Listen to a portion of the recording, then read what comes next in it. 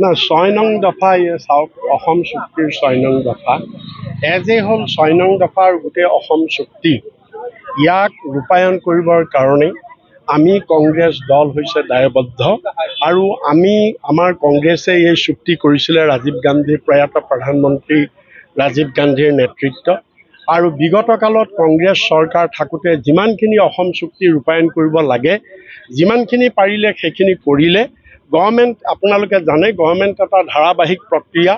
government is a continuous process গতিকে কংগ্ৰেছ গভৰ্ণমেণ্টে য'ত কাম এৰি থৈ গ'ল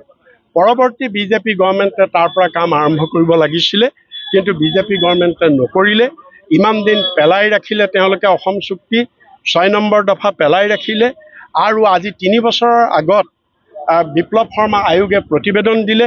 6 নম্বৰ দফাৰ ৰূপায়ণৰ সম্পৰ্কত সেই প্ৰতিবেদন কেন্দ্ৰীয় চৰকাৰে আজি পৰ্যন্ত গ্ৰহণ নকৰিলে আৰু এতিয়া ইলেকশ্যন আহিছে কাৰণে হিমন্ত বিশ্ব শৰ্মাই দেখিছে যে তেওঁৰ ভৰিৰ তলৰ মাটি যাবলৈ ধৰিছে আৰু সেইকাৰণে এতিয়া আমাৰ মানুহক অসমীয়া মানুহক আভুৱা ভাৰী তেওঁ 6 নং দফা এতিয়া ৰূপায়ণ কৰিবলৈ ওলাইছে আমি তথ্য সহকাৰে কৈছোঁ 6 নং দফাত কেন্দ্ৰীয় চৰকাৰে গঠন কৰিছিলে এই কমিটি বিপ্লৱ শৰ্মা জাষ্টিছ বিপ্লৱ শৰ্মাৰ নেতৃত্বত কেন্দ্ৰীয় চৰকাৰে গঠন কৰি দিয়া হাই পাৱাৰ কমিটি এই কমিটি চেণ্ট্ৰেল গভৰ্ণমেণ্টৰ যিজন সদস্য আছে তেওঁ আজিলৈকে চহী কৰা নাই তেওঁ চহীয়েই কৰা নাই গতিকে ইয়াৰ পৰা বুজা যায় চেণ্ট্ৰেল গভৰ্ণমেণ্টৰ ইয়াত সদস্য কিমান যিগৰাকী হোম মিনিষ্টাৰে কৈছিলে যে 6 নং দফা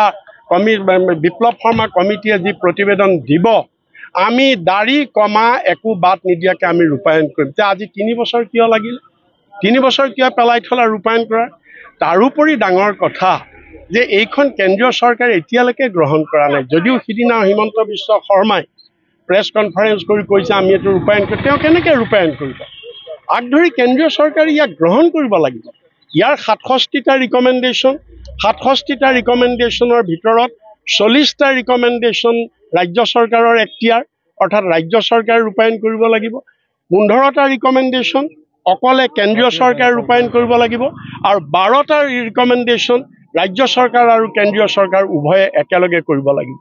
গতিকে ইয়াক কেন্দ্ৰীয় চৰকাৰলৈ নপঠোৱাকৈ তেওঁ এইটো এটা মানুহক বুৰ্বক বনাব খুজিছে আভুৱা ভাবিব খুজিছে আমি কংগ্ৰেছ দলে আমি এই 6 নং দফা সমগ্ৰ অসম চুক্তি আমি আখৰে আখৰে পালন হোৱাটো আমি বিচাৰিছোঁ আৰু লগতে আমি হিমন্ত বিশ্বক প্ৰশ্ন কৰিব খুজিছোঁ তেওঁ 6 নং দফা ৰূপায়ণ কৰিবলৈ যোৱাৰ আগতে তেওঁ স্থিতি স্পষ্ট কৰক কাৰ ওপৰত কা আইনৰ ওপৰত কা আইন অসমত বলবৎ কৰিলে 6 নম্বৰ দফা আৰু অসম চুক্তি নাথাকে গতিকে হিমন্ত বিশ্ব শৰ্মাই অসমৰ ৰাইজক স্পষ্ট কৰক কা আইন অসমত বলবৎ তেওঁ কৰিব অলৰেডিটো কৰিছে কা আইন তেওঁ বাতিল কৰিব লাগিব কা আইন বাতিল কৰিলেহে অসম চুক্তি থাকিব আৰু 6 নং দফা ৰূপায়ণ হ'ব প্ৰথমতে আমাৰ জাগিৰোড পেপাৰ মিল এই পেপাৰ মিলটো তেওঁলোকে শেষ কৰিলে তেওঁলোকৰ প্ৰতিশ্ৰুতি আছিলে যে ইয়াক পুনৰ ৰিভাইভ কৰিব এইটোৱে অসমত একমাত্ৰ পাব্লিক ছেক্টৰ আণ্ডাৰটেকিং আছিল যি প্ৰফিট আৰ্নিং কিন্তু এইটো তেওঁলোকে বন্ধ কৰিলে বন্ধ কৰাৰ পিছত পৰ্যায়ক্ৰমে নি আজি ইয়াৰ মাটি তেওঁলোকে টাটা কোম্পানীৰ লগত আজি তেওঁলোকে বিক্ৰী কৰি ছেমি কণ্ডাক্টৰ তেওঁলোকে খুলিবলৈ লৈছে ন' ডাউট এইটো অসমক আমাৰ ইণ্ডাষ্ট্ৰি লাগে আমি তাত বেয়া পোৱা নাইকিয়া এইটো হ'ব লাগে কিন্তু ইয়াৰ যোগেদি